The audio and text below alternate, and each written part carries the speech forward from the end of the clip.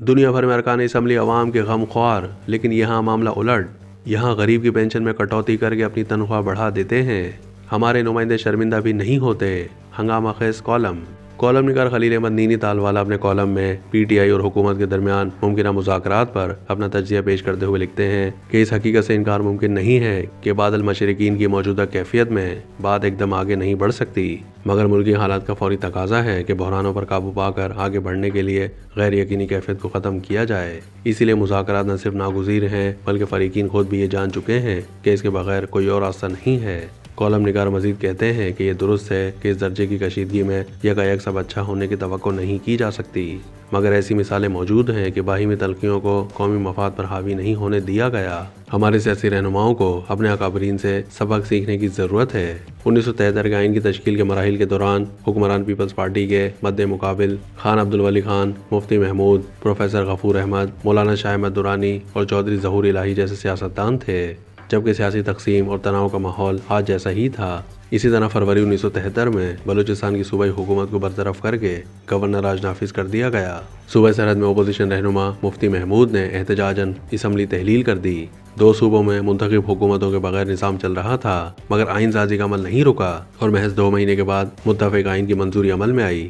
وجہ محض یہ تھی کہ نہ تو حکومت نے طاقت کے زوم میں اپوزیشن سے مذاکراتی عمل معطل کر کے عددی اکثریت کی بنا پر آئین منظور کرانے کی کوشش کی، اور نہ ہی اپوزیشن نے مذاکرات کا دروازہ بند کیا۔ کالم نگار کے مطابق آج ہمیں بھی اپنے سیاسی اکابرین کا جذبہ بروئے کار لانا اور مذاکرات کے لیے درگزر اور لچک کا مظاہرہ کرنا ہوگا۔ ایسے وقت میں جب ملک عزیز کو معاشی عدم استحکام اور دہشت گردی جیسے خطرات کا سامنا ہے، یہ ضرورت ہر گزرتے لمحے کے ساتھ بڑھتی جا رہی ہے کہ سیاسی فریقین سمیت تمام ارباب اختیار مل بیٹھ کر ملک کے وسیع در مفادات کا سوچیں اور ایسے مساق پر اتفاق رائے پیدا کریں جسے ملک کے سیاسی، معاشی، عدالتی اور سماجی نظام کی اصلاح و ترقی کی راہ ہموار ہو۔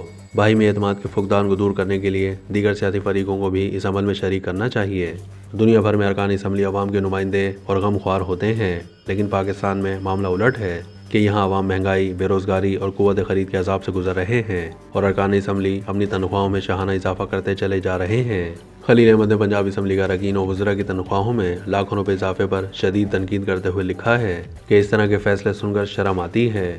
ہماری تاریخ تو یہ ہے کہ مسلمانوں کے پہلے خلیفہ سیدنا ابوبکر صدیق رضی اللہ تعالیٰ عنہ نے فرمایا، میری تنخواہ ایک مزدور کے برابر مقرر کی جائے۔ گزارا کیسے ہوگا اس کی بات آئی تو آپ نے فرمایا، اگر میرا گزارا نہیں ہوگا تو مزدور کا معاوضہ بڑھا دوں گا۔ پنجاب اسمبلی میں ایک ایم پی اے کی تنخواہ 76,000 سے بڑھا کر 4 لاکھ، وزیر کی تنخواہ 1 لاکھ سے بڑھا کر 9,60,000، اسپیکر کی تنخواہ 1,25,000 سے بڑھا کر 9,50,000 اور ڈپٹی اسپیکر کی تنخواہ 1,20,000 روپے سے بڑھا کر 7,75,000 روپے اور پارلیمانی سیکرٹری کی تنخواہ 83,000 روپے سے بڑھا کر 4,51,000 روپے کر دی گئی ہے۔ وزیر اعلیٰ کے ایڈوائزر کی تنخواہ 1 لاکھ روپے سے بڑھا کر 6,65,000 روپے کر دی گئی ہے۔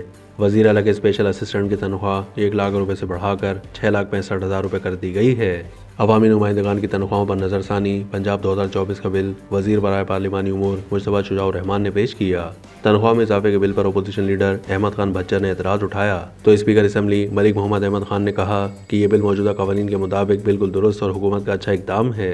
خلیل احمد نے کالم کے آخر میں حکومت پنجاب کو آڑے ہاتھوں لیتے ہوئے لکھا ہے کہ یہ ہیں ہمارے نمائندے جو غریب کی پینشنوں میں تو کٹوتی کر رہے ہیں اور اپنی تنخواہوں میں کئی 100% اضافے کرتے ہوئے بھی شرمندہ نہیں ہیں۔ ہم سمجھتے ہیں کہ اسمبلی کو اس پر نظر ثانی کرنی چاہیے۔ دوسری جانب گورنر پنجاب کو بھی چاہیے کہ وہ اس بل پر دستخط کرنے سے انکار کر کے ایک عوام دوست حکمران ہونے کا ثبوت دیں۔